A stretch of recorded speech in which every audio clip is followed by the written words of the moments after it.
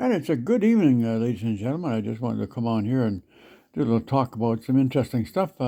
Spent the day today having some eyeglasses checked in my eyes. I've had the cataract surgery done 3 years ago, and I find out my eyes are actually getting better, and the prescription in my lenses is going to be changed. Two things can happen, and they either have to be made stronger or weaker. So in my particular case, they're probably being decreased. But anything, my eyes are great, and the service with the local eye specialist is very good. Dr. Hall is very good. I want to talk a little bit about people. I don't have all the answers, but I talk about things that I've seen over a period of time. And I know my wife used to bowl with another couple in town here, and the lady got together with a guy. They were similar age, but in the case that his wife had passed away, so they got to live together, and they did that for about 15 years, and one day the guy passed away. And then we found out through the grapevine that there was not a will in place.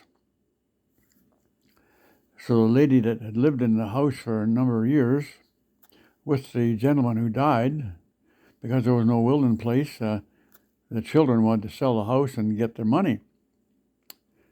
So the lady was told, I guess you have to go. Well, in her particular case, now she didn't have a pension from her husband, so she had her old age pension and Canada pension. That only gives you about $1,400 a month. So, in today's bucks, if you want to move in where I'm staying now, you're probably going to pay about $1,400 just to have the apartment. Then you've got the lights, TV, heat, and your food, and your transportation costs. So, I guess the point I'm trying to make is, it's really important for a couple. We talk about before death. If you're a couple and you're living in a house and it's not paid for, it's really important to have some life insurance on that house that will pay off what's owing on it. Now, normally the bank looks after that, but sometimes it's not being looked after. And remember, if the husband dies, now if he's lucky and if he has a government pension, they usually have a last survivor benefit. So last survivor means to say, if the husband dies, the pension continues on at the same rate for her life. But she has to be included in the will, and she has to be written into the pension statement. So if if your wife passed away and you want to live with somebody else, check into some of these things, because they're really important. Because let's say that you move in with, let's say the lady moves in with you. In my particular case, I'm living in an apartment, so it's okay. I'm not a problem. And my pension, if I drop dead tomorrow, my pension, my will is paid for. My cremation and cemetery things are all paid for. No cost for the kids. So I try to cover that much stuff. But you think about the person that passes away and his wife is left. Now, if he doesn't have the last survivor into his pension, she won't get a lot of money. So it's worth taking a look at that. And if there's money owing on the house, it's good to have some house insurance, life insurance on the house. So if he passes away, that it will be paid off and she won't have that payment to make. Kind of compensate stuff. Now, the other thing that I want to talk about is this happens a lot with seniors, where we have a man and wife have been together a number of years, and one of them passes away, can be either way, the wife or the husband. And then somewhere down the lane, the lady or the husband meets somebody else. Now, I want to talk about the attraction for younger people. You know, like when you get to be in your 80s, 90 years old, we don't have that many years left. Now, there's a bit of an attraction, I think, possibly with younger women, where they'd like to get a hold of some old guy, and if he passes on, well, everything will be looked after. Well, remember that in most cases, the will and the pension, if it's for the last survivor, dies with the person who dies. Now, if there was a pension clause in the pension for the last survivor, it'll be okay. But when you marry the second time around, and when you live the second time around with a person, now if that person's wife has died, they've used up that benefit. So if you're going to live with somebody, you won't be covered by his pension. because when he dies, he dies. And if he's got his will written up for his children in his will, they will get any of the money that's left over. And if the house is going to be sold, if you're not named in the house ownership, the children will probably want to sell the house and get their money out of it. So if you've been living with them and there's no wording in the will at all to cover you, when the person dies, you're out. Now you can contest it. You can go and get a lawyer and contest it and probably use up half of the money in the world to try and get the thing sorted out. But these are just things, bargaining process. If you're going to live with somebody, talk those things out ahead of time and see what's going on. Now, if you both have a lot of money in the bank, it's not a big deal because you can pay for each other or vice versa.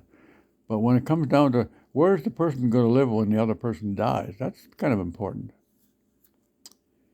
Now, if the house is being sold and the family wants the money, that's okay. But if the person that's living, the man, for instance, if the man's still alive or he's died and he wants to cover the lady he's been with because he wants to offer her someplace to live, he can write that into the will. And if he wants to have the property divided later on, he can write a clause in there that she can live in there for 1 year or 2 years, and then the property can be sold and the money can be split 3 ways. That means you got a right to rewrite the will. And there's also the attraction where a younger woman would like to probably get a hold of an older guy because the older guy might have a few bucks in the bank. But you got to remember, it might look pretty attractive, but if you just move in with somebody and the payments are going by on the house, he's making all the payments, buying the food, making the payments on the house, buying the insurance for the car.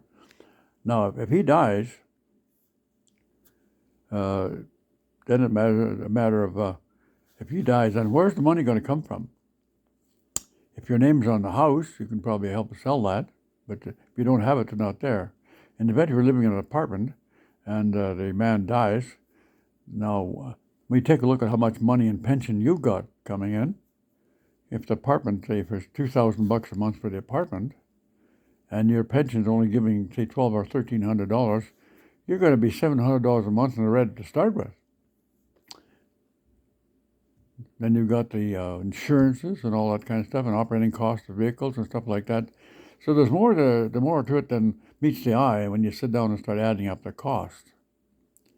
And I think it's a good thing if you begin this business. Let's say that you never had any kids, and you meet up with a younger lady or a younger guy or whatever. It's pretty attractive to have somebody younger to look after you.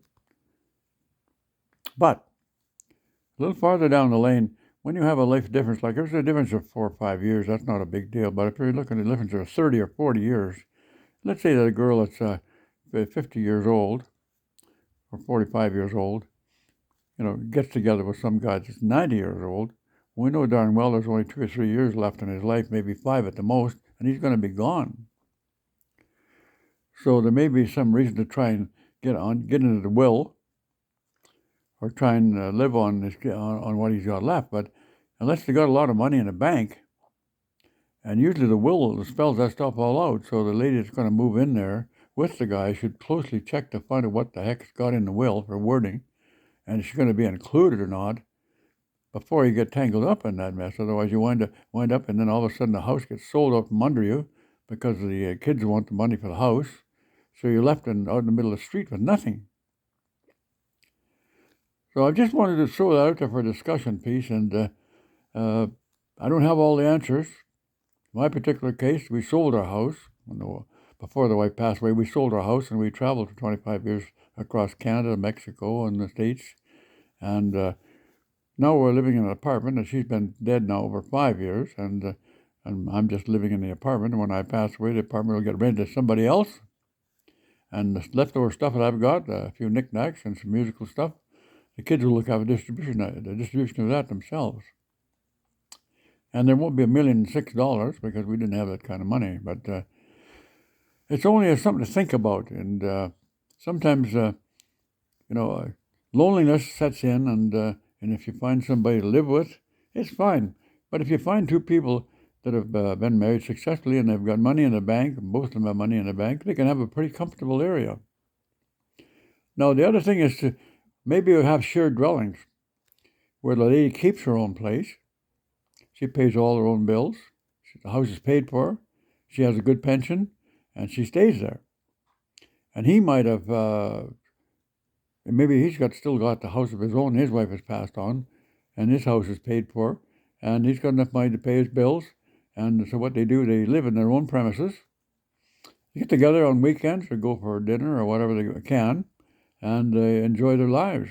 Maybe go for a small trip someplace, stay a couple of days out, or 2, 3 days or a week, and then come back and live in their own places. And that way, it's not a matter of climbing over the person every day type of thing, where you see them every day and see them every day. And pretty soon, unless you're a really interesting person, maybe it gets boring after a while. But I think the secret within any relationship is to try and keep the relationship active. So you've got something going on, you're going for walks, or you're going for trips, or you're going to clubs, or anything like that, or you both have hobbies.